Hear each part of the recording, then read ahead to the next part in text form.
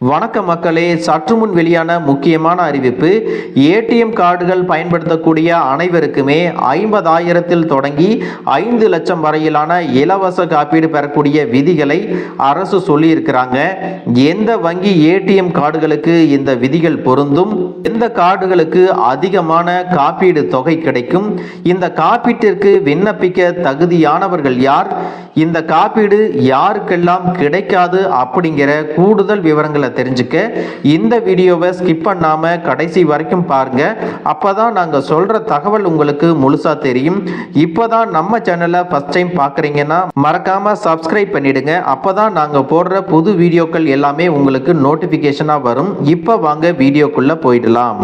மக்களே, நம்ம பேங்க்ல அக்கவுண்ட் ஓபன் பண்ணும் பொழுது நம்மளுடைய பயன்பாட்டிற்காக பணம் எடுப்பதற்கு ஏடிஎம் கார்டுகளை கொடுக்கறாங்க. அந்த கார்டுகளில் சிலருக்கு ரூபே கார்டு, மாஸ்டர் கார்டு அல்லது விசா கார்டுகளை கொடுத்திருப்பாங்க.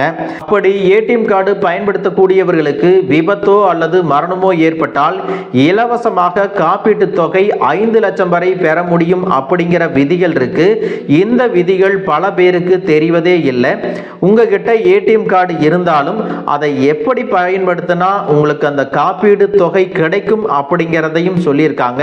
முக்கியமா பார்த்தீங்கன்னா, வங்கிகளில் ஏடிஎம் கார்டுகள் பயன்படுத்துபவர்கள் தங்களுடைய வாழ்நாளில் கடைசி 30 நாட்களுக்குள் ரூபே கார்டை பயன்படுத்தி ஏதேனும் ஒரு பரிவர்த்தனையை செஞ்சிருக்கணும் அப்படின்னு விதிமுறைகள் இருக்கு.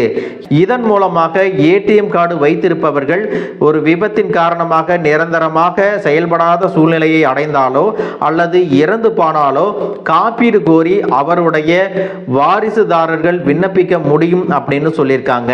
இதுல எந்தெந்த கார்டு வைத்திருப்பவர்களுக்கு எவ்வளவு பணம் கிடைக்கும் அப்படின்னு பார்த்தீங்கன்னா, உங்களுடைய ஏடிஎம் கார்டு கிளாசிக் வகையாக இருந்துச்சு அப்படின்னா 1 லட்சம் வரையும், பிளாட்டினம் வகை ஏடிஎம் கார்டா இருந்துச்சு அப்படின்னா 2 லட்சம் வரையும், சாதாரண மாஸ்டர் கார்டு வைத்திருப்பவர்களுக்கு 50,000 ரூபாயும் காப்பீடாக கிடைக்கும் அப்படின்னு சொல்லியிருக்காங்க. அதுவே பிளாட்டினத்தில் மாஸ்டர் கார்டு வைத்திருப்பவர்கள் என்றால் 5 லட்சம் வரையிலும், விசா ஏடிஎம் கார்டு வைத்திருக்கிறார்கள் என்றால் 1.5 லட்சம் முதல் 2 லட்சம் வரை இலவச காப்பீடு பெற்றுக்கொள்ளலாம் அப்படின்னு சொல்லியிருக்காங்க. அந்த காப்பீட்டு தொகையானது வாரிசுதாரரான நாமினிக்கு வழங்கப்படும் அப்படிங்கிற தகவலையும் சொல்லியிருக்காங்க.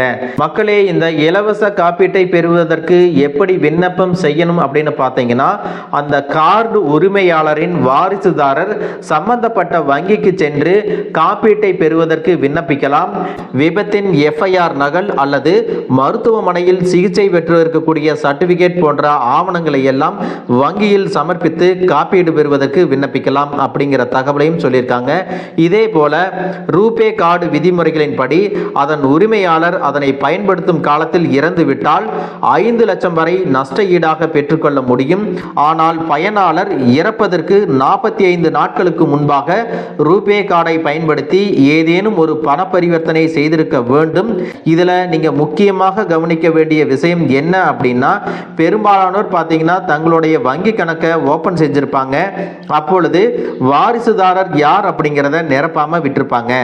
இந்த மாதிரியான சூழ்நிலைகள் இருந்துச்சு அப்படின்னா நீங்க இறப்பு சான்றிதழை வாங்கி அதன் பிறகு வாரிசு சான்றிதழ் பெற்று அதில் இருப்பவர்கள் மட்டுமே இந்த காப்பீட்டு தொகைக்கு விண்ணப்பிக்க முடியும். அதற்கு முன்பு உங்களுடைய வங்கி கணக்கில் வாரிசுதாரரை நியமிச்சிருக்கீங்களா இல்லையா அப்படிங்கிற தெரிஞ்சுக்க உங்களுடைய பேங்குக்கு நேரில் போயிட்டு நாமினி கொடுத்திருக்கீங்களா அப்படிங்கிறத செக் பண்ணிக்கலாம். ஒருவேளை நீங்க நாமினி இதுவரைக்கும் யாரையும் கொடுக்கல அப்படின்னா அதற்கான விண்ணப்பத்தையும் கொடுப்பாங்க. அந்த ஃபார்மை ஃபில் பண்ணி கொடுக்கறதன் மூலமாக உங்களுக்கான நாமினியை நீங்க உடனடியாக நியமிச்சுக்கலாம். மக்களே, இந்த தகவல் உங்களுக்கு ரொம்பவே பயனுள்ளதா இருந்திருக்கும் அப்படின்னு நினைக்கிறேன். இது போன்ற அரசு அறிவிக்கிற அனைத்து உண்மை அப்டேட்களையும் தெரிஞ்சுக்க நம்ம சேனலை சப்ஸ்கிரைப் பண்ணுங்க.